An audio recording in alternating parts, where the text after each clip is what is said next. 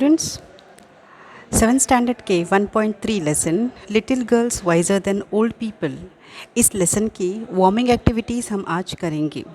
लेकिन उसके पहले हम जानेंगे इस लेसन के या इस कहानी के ऑथर के बारे में, जिन्होंने ये सबक लिखा है, ये जो कहानी लिखी है, हम उनके बारे में पहले मालूमात हासिल करेंगे। यू कैन सी यहाँ पे बाजू में जो पिक्चर दिख रहा है, ये है वो ऑथर जिनका नाम है काउंट लेव निकोलाविच टॉल्स्टॉय, या फिर उनको छोटे नाम यानी निको टॉल्स्टॉय, इस छोटे नाम से भी जाना जाता था। He was one of the greatest authors of all the time, यानी वो उस वक्त के ही नहीं लेकिन आज तक उनको अजीम राइटरों में से, जो राइटर रहते हैं, कहानियाँ लिखने वाले रहते हैं, उनको ऑथर कहते हैं, उनमें से एक माना गया है। जो अजीम लिखने वाले हो चुके हैं अभी तक के, उनमें से एक कौन है? Leo Tolstoy. तो उनकी एक कहानी आपको आगे पढ़ने के लिए दी गई है। ही ऑथर्ड मैनी नॉवेल्स, उन्होंने कई सारे नावल्स लिखे, शॉर्ट स्टोरीज़, छोटी कहानियाँ लिखी, एंड फिलोसॉफिकल वर्क, फिलोसॉफिकल यानी ज्ञान देने वाले काम, ज्ञान देने यानी नॉलेज देने वाले, ऐसे बहुत सारे राइटिंग किए। His ideas on non-violence had influenced great men like Mahatma Gandhi and Martin Luther King Jr. Tolstoy road many stories for children. तो यहाँ पर वो बताना चाहते हैं कि उनकी जो नॉन वायलेंस यानी आपको पता है, नॉन वायलेंस यानी अदम तशद्दुद, यानी किसी को मारना नहीं, किसी को सताना नहीं वगैरह।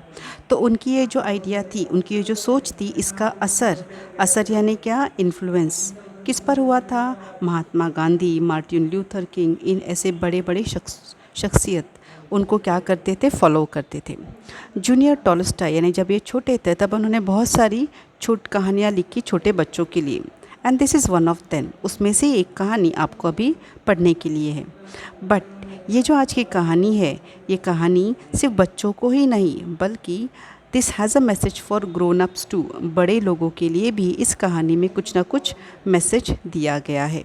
तो वो कहानी शुरू करने से पहले हम करेंगे आज की वार्मिंग एक्टिविटीज़ जो आपको करनी है।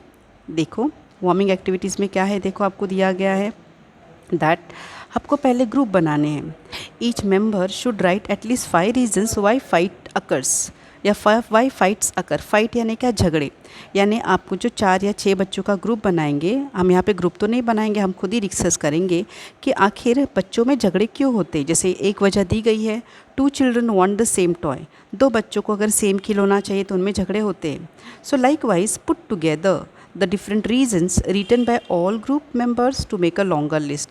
तो ये सारे जो ऊपर के ग्रुप बने हैं 4-6, राइट, तो वो सारे बच्चों के जो अलग अलग वजह रीजंस लिखेंगे वो झगड़े के, वो एक साथ इकट्ठा करेंगे हम।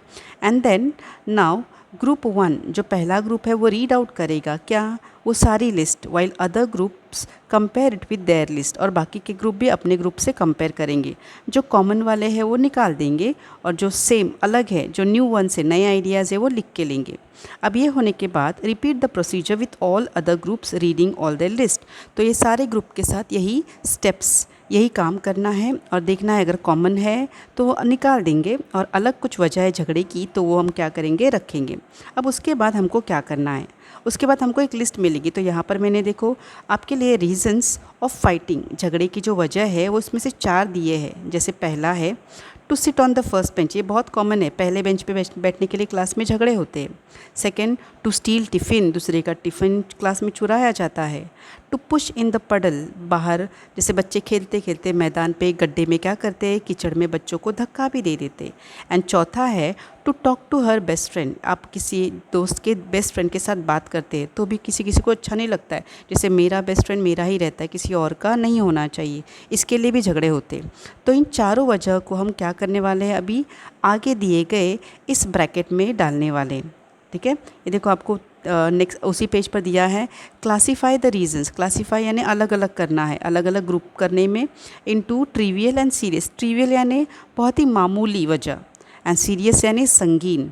तो कौन सी वजह मामूली है और कौन सी वजह संगीन है वो हमको देखनी है। जैसे पहला है to sit on the first bench, पहले बेंच पे बैठने के लिए झगड़ा होता है, क्या ये मामूली है, संगीन है? इज़ इट ट्रिवियल और serious? Yes, it is trivial. तो मैंने यहाँ पे नंबरिंग किया है, आप क्या करेंगे? यहाँ पे ट्रिवियल लिखेंगे वजह, और बी में वो टिक करेंगे। सेकंड है टू स्टील टिफ़िन, टिफ़िन चुराना किसी का, क्या ये मामूली सी बात है? No it is not trivial, it is serious, संगीन है ये, किसी का टिफ़िन नहीं चुराना चाहिए। Third, to push in the puddle, गड्ढे में किसी को धक्का देना, it is serious of course, कोई गिरता है उसको चोट लग सकती है। Then fourth, to talk to her best friend, किसी के बेस्ट फ्रेंड के साथ बात करना, मेरे बेस्ट फ्रेंड के साथ कोई बात करता है तो मेरा और उसका झगड़ा आता है। दिस इज़ वेरी नॉर्मल, ये बहुत मामूली है, ट्रिवियल है। क्या किसी से बात करने से हम अपनी दोस्ती या अपने दोस्त के साथ झगड़ा करेंगे भला? बिल्कुल नहीं। और नीचे आपको देखो यहाँ पे 2 और दिए गए हैं। टोटो फॉरगॉट माई बर्थडे, कोई दोस्त आपका बर्थडे भूल जाता है तो आप उससे बात करना बंद कर देते। Now tell me, is it trivial और सीरियस? आंसर दिया है, देखो ट्रिवियल दिया है। तो यहाँ पे आप क्या करेंगे, यहाँ पे 5 नंबर लिख कर वहाँ पर लिखेंगे एंड 6 नंबर पे आप ये वाला लिखेंगे। क्या है? बिट्टूज़ फ्रेंड टेल्स लाइज, बिट्टू का जो दोस्त है वो झूठ बोलता है, झूठ बोलना बुरी बात है, इसके लिए क्या है? सीरियस रीज़न है, राइट। तो ये 1 to 4 टीचर ने दिए हैं, 5-6 आप यहाँ से कॉपी करेंगे, this is 5 number, this is 6 number and then उसको ग्रुप में लिखेंगे। ओके, तो यहाँ पे आपकी आज की एक्टिविटी ख़त्म। तो आज आपको सिर्फ क्या करना है, इतना ही, ये ग्रुप बनाकर इसमें ये 6 वजह लिखनी है। Okay okay then, thank you very much. अभी आप क्या करेंगे, आज की एक्टिविटी आपके नोटबुक में रीडिंग करेंगे और राइटिंग करेंगे। Have a good day.